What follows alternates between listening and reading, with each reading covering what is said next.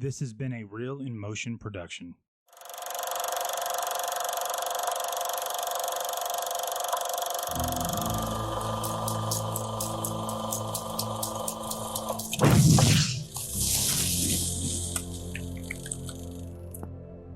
Yeah, I know.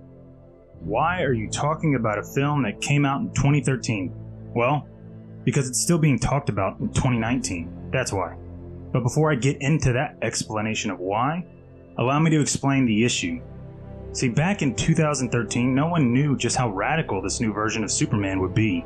Sure, we had the quote-unquote blueprint of what a Superman film could be back in 1978, but even after 2 films, the main man, Christopher Reeves, wanted to take the character into a more serious route. He actually said, "It's not the Superman tongue-in-cheek cartoon character we're connecting with. We're connecting with something very basic. The ability to overcome obstacles, the ability to persevere, the ability to understand difficulty and to turn your back on it." But we also saw 2 lackluster Superman films following that no one talks about. Then we got, whatever this version of Superman was in 2006. A copycat version of the Reeves Superman, but in a more modern setting. The fans showed they didn't want the same nostalgic Superman because that film has literally been forgotten. No one talks about that film. They only talk about Superman back in 1978 or Zack Snyder's version of Superman. There is no in-between. But that brings me to my thesis. Why Superman killing Zod makes sense. Would you like to know which version of Superman kills Zod? Both. Oh, that's the ticket. Bam! Just like that. That's all there is to it. That's right. The epitome of the perfect Superman murders Zod. And I say murder because context matters here. Imagine never seeing either film. If I merely stated that one version of Zod was powerless and the other version was literally using heat vision to attempt to kill innocents, which version would sound more dangerous? Also, which version would you feel more empathy for? To add another layer, one version of Superman kills Zod with a smile on his face and had been Superman for a few years now, with experience. While the other version screams in agony and remorse over having to kill someone. It's not like this version of Superman had been Superman longer than 24 hours, right?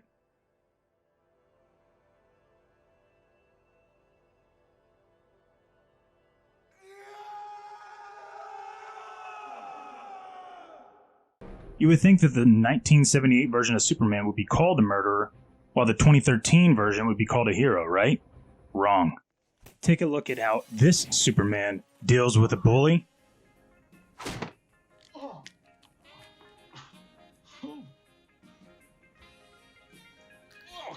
God!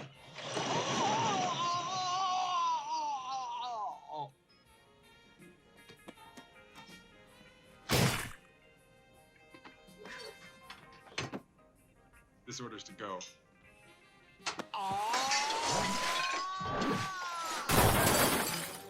To how this one deals with a bully. Mindless object, whatever that means. Back off, Leto. I'm serious. Oh, come on, Chrissy. Knock it off. Sit down. Let me go. Hey, leave it alone, man. Or what? Tough guy? Or gonna have to ask you to leave. I think I'll probably just leave when I'm good and ready.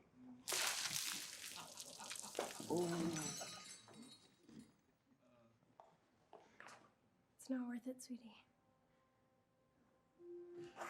Hey, asshole, don't forget your tip.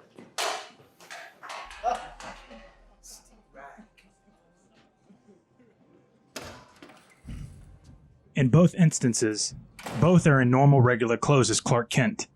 However, one comes back and beats him up when he gets his power back, while the other one just messes up his livelihood as far as his truck is concerned. And please don't make excuses for the sexual harasser.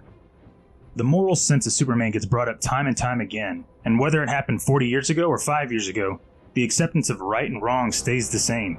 That is, of course, if you're not Zack Snyder. Anyone that paid attention to Man of Steel would understand that this version of Kal-El was a new iteration. We see him saving people as early as his teenage years, and he doesn't even have the suit. His conflict with accepting how to use his powers for good reached its peak at an early age. I just wanted to help. I know you did, but we talked about this. Right? Right? We talked about this. You have... Oh, Clark, you have to keep this side of yourself a secret. What was I supposed to do? Just let him die?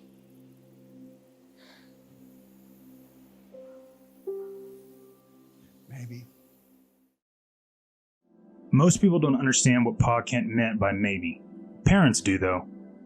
Anyone with a child understood that what Pa Kent was saying is that he didn't really have an answer for what Clark should have done. It was his decision and he made it. Which brings us to Zod.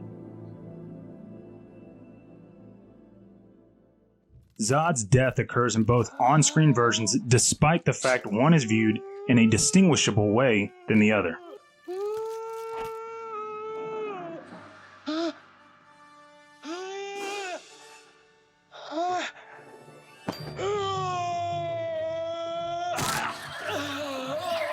Both have the same end result, killing.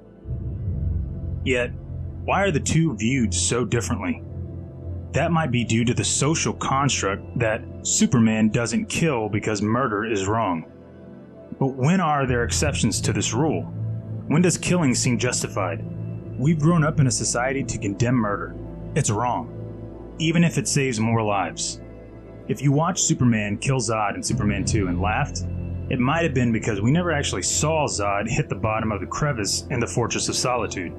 After all, this is a supervillain that was now powerless to defend himself. But seeing Superman snap Zod's neck? That is unacceptable. Superman could have covered his eyes. Or lifted him to continue fighting.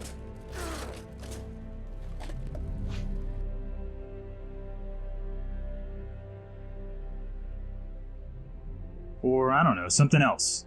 Why would Zod put Superman in a situation like this? If you love these people so much, you can mourn for them.